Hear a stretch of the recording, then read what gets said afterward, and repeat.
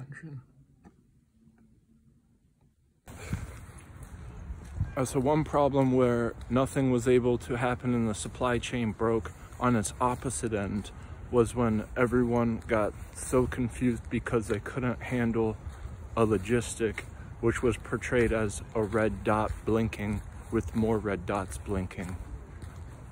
One way to combated this to make it more sensible so that things got handled better was to not be of like 4 things. I'm about to rapid fire pew pew pew pew how much we all sucked in a lockdown when there wasn't the hardest one first, of course, so everyone tunes out. The PR stunt failed immensely, where the companies on commercials, they always make it look like they're a people company where they're there for the consumer. Anything wrong with their products, they want to hear how you feel about them. No, they don't. And it fails every time in an awkward relation between the manufacturing inside of the factory, because the relation of the market where you go into the store and buy stuff to the factory is a completely different operation entirely. Culturally, schematically, those two are the difference between a yellow duck and then a black swan. Different in age and significantly different in color. And in order to be more versed in that, that's something that's China probably broken barriers by just having sweatshops. So then the factories into the marketing headquarters and the inside store doesn't seem that bad if you've ever been stuck in something worse than all 3. And so to mention that, I was going to mention there's no need for the icebreaker when that happens. It's like the push of holistically, which means like more open into things that are not intuitive. So like if you're working with tools with your hands, if you're being more holistic, you would be more open to working with tools that look like Inspector Gadget. And this is where liability protection comes into mega disbursements, where the companies at the top don't want the risk involved of a customer getting hurt and then suing them. In McDonald's, this one person got burned for coffee drinking. It was too hot and they sued McDonald's so badly that changed the game for markets everywhere. And perhaps with that conception, it could be traced upon how instead of a red dot blinking, it could be broken down into a lot more specific. And I'm about to explain what type of specifics we need, but it's so cheesy that if it isn't cheesy, it's distasteful and should just be flat out put as the main conflict in a horror movie. But I'm going to try and make it palatable for a vlog format and then make a movie of horror about it if it gets too hard to speak on. So the difference between mold and glass breaking is one of which where you would like to go to a major extent to not have mold, such as waiting extra long to put down stuff over wet surfaces, so you would let the surface dry out for an extended period of time, even though it's quite obvious that it would have already been dried within 10 minutes. It's to that extent where you're breaching the opposite. So like when a surface was wet and then it dries, if you're waiting an extended period of time, that dryness of the place that was wet has a equal and opposite reaction, where it would be now more dry. than the areas that were less wet. This is probably more and more evident if you have a stronger and stronger soap, where it gives an opposite reflection if you wait extended periods, because then the enveloping of the wind about the room would be whipped about to make that overconsume. And so when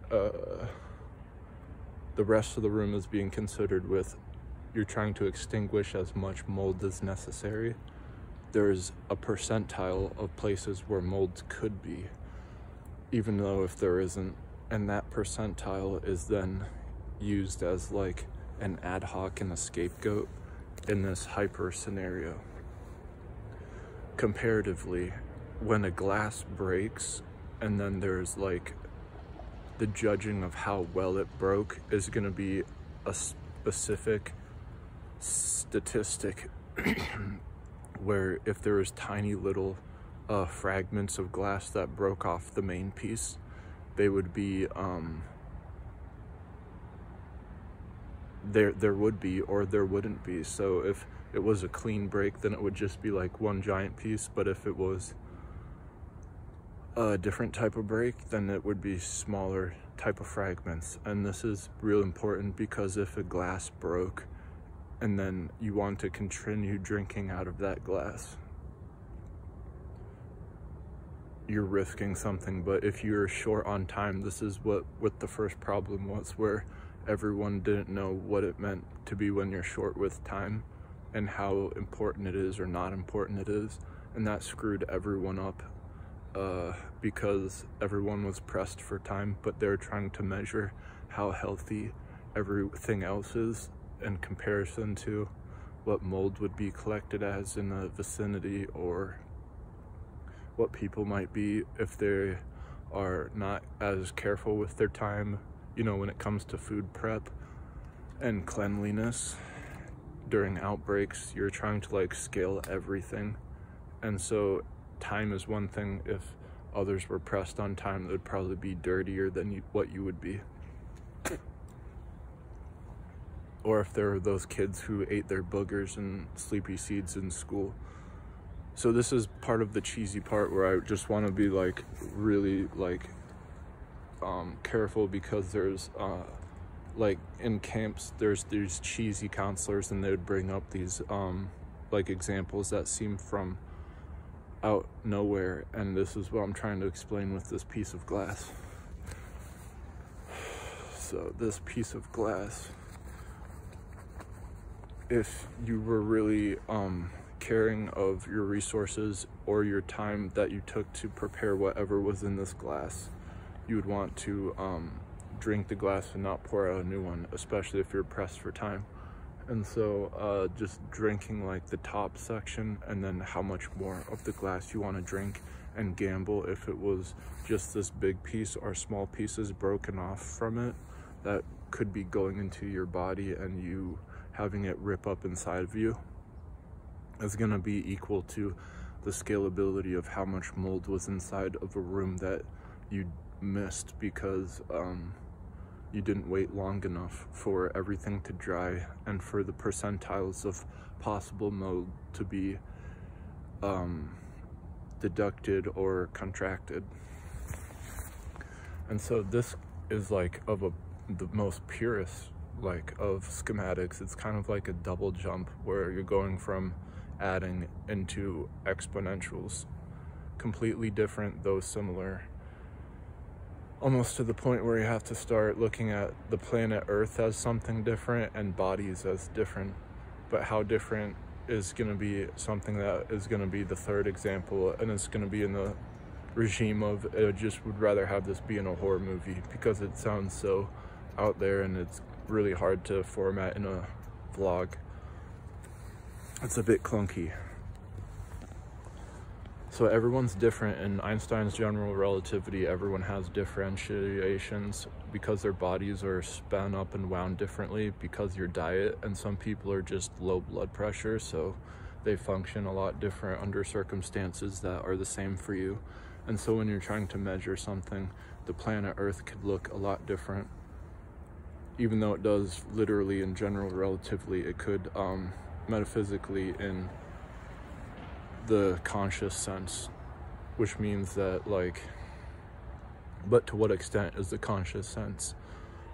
So if everyone's really wound up and then they see the world panned out, you could see like half of it if you had like a projection of a mirror, and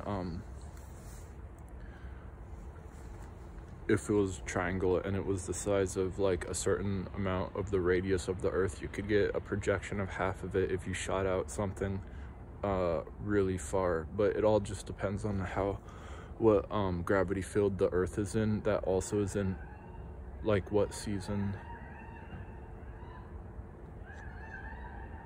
Frank? But it all just depends on what season the Earth is in, because it's always orbiting the solar system. And so it's got different fields of gravity, and this is more significant than what a meteorologist could be portraying. Just he's reading different envelopes, but this is a specific envelope that is always changing because of, you know, how much different gravity is inside the solar system is definitely something that is a measure of exotic particles, and it's this degree that which it'd be even more specific with the changings of meteorologists.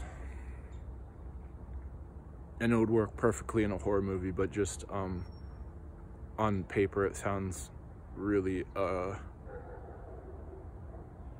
boring. But there's that, and then it's like anyone is either an alien or a demon if you're not of planet Earth. And then you have to figure out what is of planet Earth. Is like, there's people on planet Earth that are so out there that they're imitating an inert, and I'm defining an inert as something as that is you're so full of hate that you just become it. And so then in like a million years you were never on planet Earth, you became the hate that you could never have until you just figured out, I might as well be it. And so you were never on planet Earth. And in the some people say that they see people in hell, that they're already there even though they're walking on planet Earth. I'm pretty sure that that's like a physical law of nature in thermodynamics that is a legitimacy. And then and as far as like gnomes and trolls, these things are fake. But if you watch some movies, I mean some shows on the internet, there's like these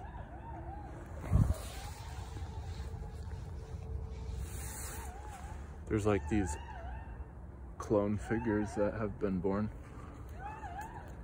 There's these clone figures that have been born, and then they like just walk around on Earth, and maybe one or two of them are real, and aliens I do believe are real, and they come to Earth. Because I don't want to talk about why I think that, but so there's definitely aliens that are real. But as far as like trolls and gnomes, we don't know if an alien would look like a troll or a gnome. So if you do, that means that they're alien if they're not of the Earth. And before humans were here, it was dinosaurs. So are dinosaurs aliens? You would have to say no, because they were on planet Earth first. And so it's this vector of different things that it just boils down to everything is either an alien or a demon if it's not of the Earth, or if it's on the Earth and it's full of so much hate that it's inert.